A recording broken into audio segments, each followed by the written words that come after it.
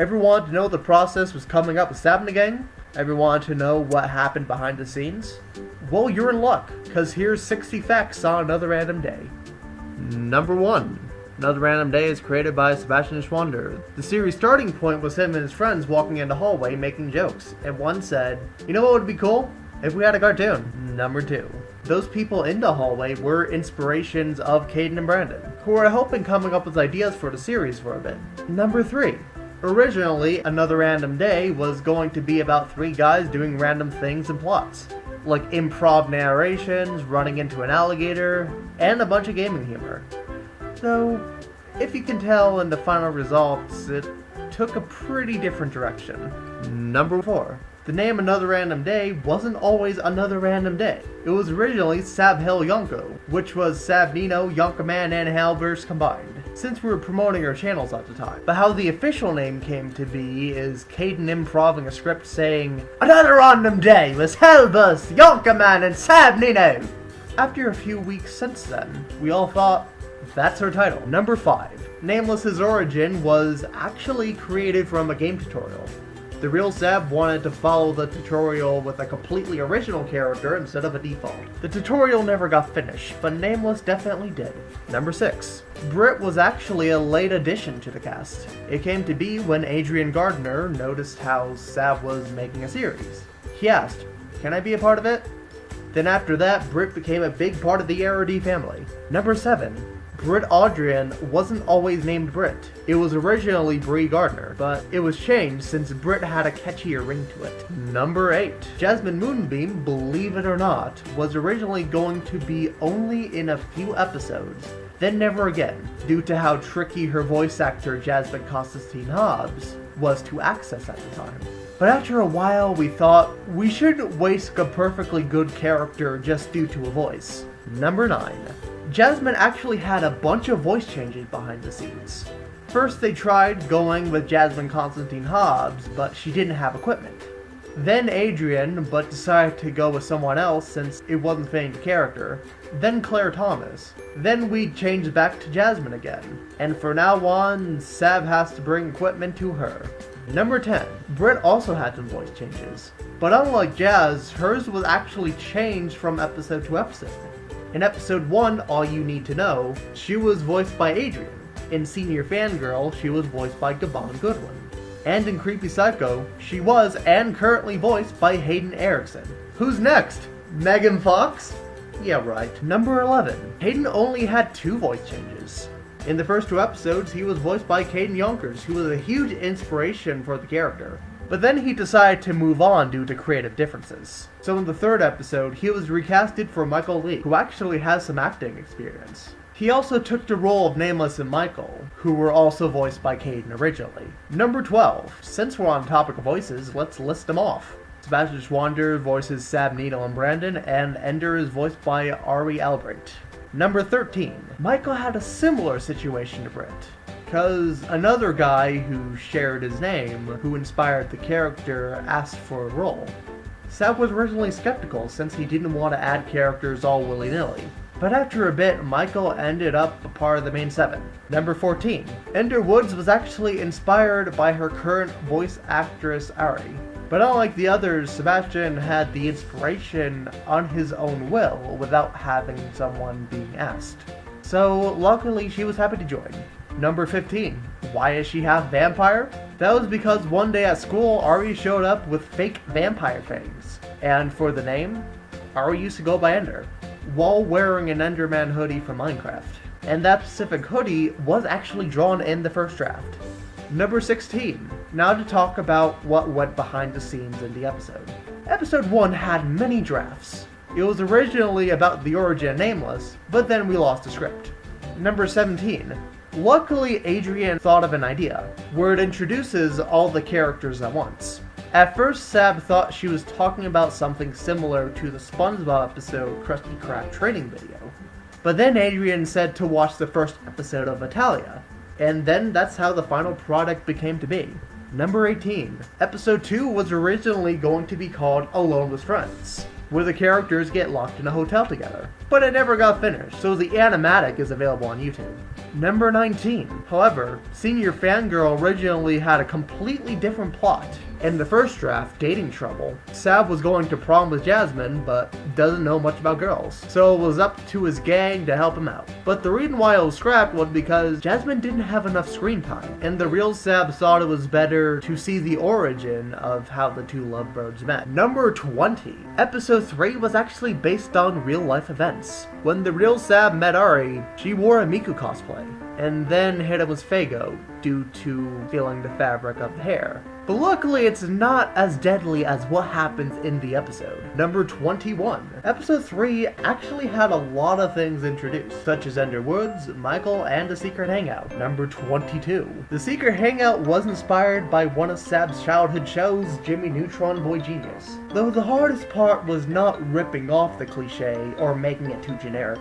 So he decided to only have Sab invite his closest friends with a remote, almost like a private hotel. Number 23. The animation process often gets longer and longer as the episodes go on. Episode 1 took 6 months, 2 took 9 months, and episode 3 took 14, and even had to split it into 2 parts due to the fans getting impatient. Number 24. Episodes are done on Adobe Animate, Photoshop, Blender, Sony Vegas, Audacity, and Movie Maker. That's a lot of softwares. Number 25. In each of the episodes, we try to do something different. In All You Need to Know, we were getting used to the software and lip sync. Senior Fangirl is inking walk cycles. Creepy Psycho is probably the most experimental episode ever, including extras, shading, magic, and a ton of CGI. Number 26. You can notice a slight art change from episodes 1 and 2 to Creepy Psycho. There's now different color outlines for the hair and eyes. Almost every character has eyebrows. The eyes are slightly smaller to avoid them constantly going cross-eyed, and the teeth are more rounded instead of flat to give it more appeal. Number 27. Not only did the animation change a bit, so did the characters. Sab went from an innocent, shy, and filled with cuteness overload to a more calm, quirky, blunt, and meaning-well protagonist. Number 28. Britt was originally going to be torturing her friends and was obsessed with bondage and yaoi. But after a while, she was fleshed out by giving her a more lazy edge, but decided to still keep her devious edge, but was toned down to be more flirtatious. Number 29. Jasmine was rather toned down as well, going from insane to almost a mother figure who puts her friends first. But don't worry, we'll still keep her crazy edge. Number 30. Nameless was also redesigned in the 3rd episode, since for a while Sab thought he looked creepy, which wasn't the intention at all. Adorable is his middle name after all. Nameless adorable person. Number 31. Despite the fact that there's only 3 episodes out, over 45 scripts have been written, and not all of them are even final. Number 32. Jasmine and Ender are actually friends who met in kindergarten, and are roommates after Jasmine discovered Ender's dad was kind of abusive. Number 33. In an early draft, Jazz and Ender were originally going to be a lesbian couple, but scrapped it since we thought it was cuter to just have them be as close as sisters. Number 34. Hayden's a Jehovah's Witness, so if there's any holiday specials, he will certainly not be in them. Number 35. Sab has autism, OCD, and PTSD, which he really dislikes, and even openly admits in episode 3 that it can get in the way of things. Number 36. The goal with Sab was to write an autistic character for teenagers that wasn't just used for comedy, or shown as perfect either, almost like Temple Granite. Number 37. The theme song was written and composed by Claire Thomas. She only wrote a first draft, but apparently that was all it really needed. She even directed the visuals of the theme. Number 38. In her vision, the final shot was to have Sab take a selfie, but we were unsure how well that would work, so we just had Nameless hold the camera instead. Number 39. Both the theme song and credits are hand-drawn. The theme song was drawn frame by frame, and inked digitally like the rest of the series, while the credits, on the other hand, was hand-drawn from scratch, using nothing but Sharpies, a scanner, and Adobe Animate to composite it. Number 40. The end credits was composed by Sebastian himself, using FL Studios, though this is only shown in episode 3 as of right now. since the first 2 episodes only used unoriginal music, since we didn't have much musical experience at the time. And still don't. Number 41. Claire and Sab often brainstorm ideas and story arcs, and sometimes even try to create songs. Number 42. Danny Riley was also pretty involved in future scripts. She surprisingly knew the characters really well by only watching the first 2 episodes, even before Ender and Michael were properly introduced. Number 43. Episode 3 was the first episode to have more than one storyboard artist, featuring talent from J.J. Luancy, Callista Twining, Holly Connell, and Alyssa Carrasco.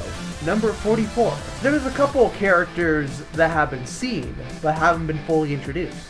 Like Claire, who's a flower child, Dan, who's kind of a kid trapped in a teen's body, and a potato.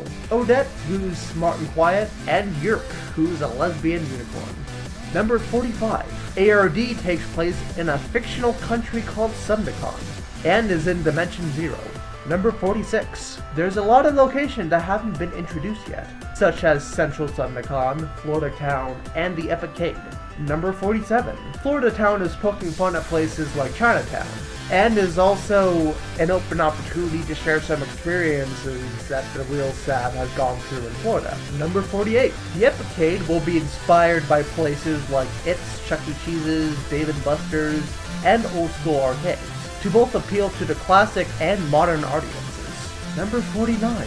The main character, Sab, actually has a one-off series called Ask Sab, so if you guys want to ask the character questions, you're in luck. Number 50. Yerk makes her debut appearance on Ask Sab, which is the first time a character on ARD is introduced outside the series itself, minus the concept art. It's a test to see how audiences think of the new characters before they send them out. Number 51.